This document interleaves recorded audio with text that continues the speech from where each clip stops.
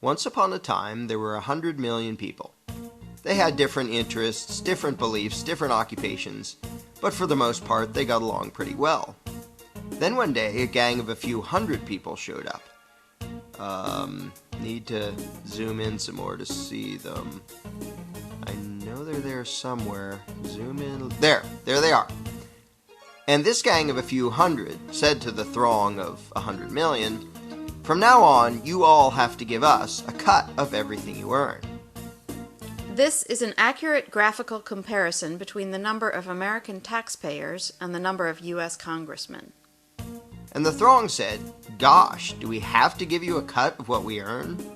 And the gang of a few hundred said, "Yes, you have to." And the throng said, "Well, okay, I guess we have to." And one little troublemaker asked, "What if we don't?" The gang of a few hundred didn't like this and said, "If you do not comply, we shall unleash upon you our legions of enforcers." And the throng cried, "Oh no, please don't. We will comply, we will pay." This is an accurate graphical comparison between the number of American taxpayers and the total number of IRS employees. Time went by, and the gang of a few hundred said, "Now we want more of what you earn." And this kept happening over and over again, until eventually some of the throng were paying almost half of what they earned to the gang. Whenever the gang demanded more, the throng would say, "Golly, we're already having a tough time. Do we really need to give you even more?" And the gang always said, "Yes, you must, or we shall unleash our legion of enforcers." Now the gang of a few hundred was getting trillions of dollars every year, spending it on wars and pyramid schemes, giving away goodies to their friends, buying influence, and doing lots of other things. And some of the throng started saying, "We don't really like the war you're waging with the money we give you. Do we really have to be paying for that?" And the gang said, "Yes, we demand it.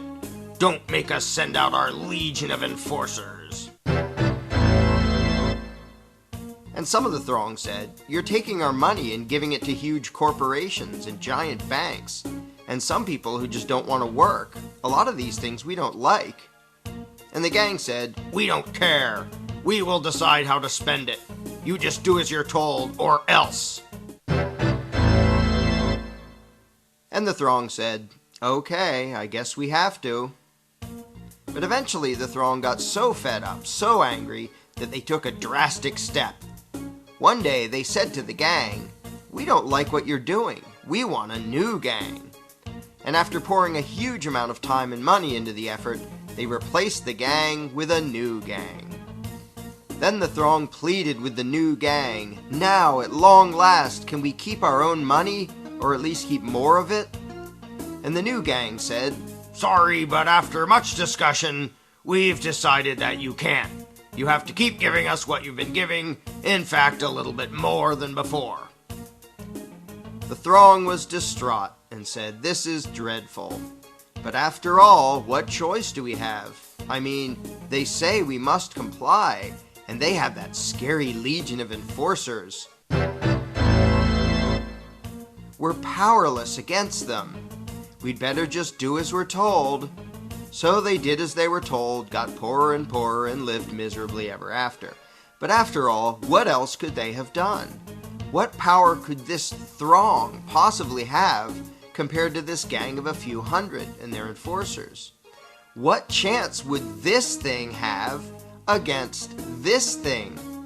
How could these 100 million people ever hope to successfully resist the awesome power of this tiny little dot? In case anyone missed this, let's review. Here's them. Here are their enforcers. Here's us. Them, us. Them, us. Does anything about this seem just a little strange to you? Are you perhaps wondering, why does the throng need the permission of the dot to do anything? Why do these people feel the need to ask this tiny little dot if they can keep more of what they earn? Why would they spend year after year literally begging for lower taxes from this little dot? Is this dot just really darn intimidating? Is it very persuasive in its reasoning? To be blunt, why would this throng give a rodent's backside what this tiny little dot wanted? The fact that this tiny dot has the gall to issue such demands to such a throng is pretty startling in and of itself. But what is far more amazing is that the throng obeys this minuscule little parasitic gang of control freaks. What could possibly explain this? Let's ask the dot. This is how it works. When we, the dot, take your money and spend it on things you don't like, we're representing you. In fact, though you're not allowed to actually keep your own money, you're allowed to decide which little dot will steal half of what you earn. So that really means that you're in charge and that you're agreeing to give us your money. In fact, we, the dot, are serving you when we take your money and spend it on things you don't like. And so you should thank us and treat us with great respect and honor for having robbed you on your behalf for your own good in order to serve you by doing things you don't want us to do. So there you have it. I hope that cleared everything up for you. If you're not entirely satisfied with the dot's explanation of things, you really should read the book The Most Dangerous Superstition, available now at Amazon.com.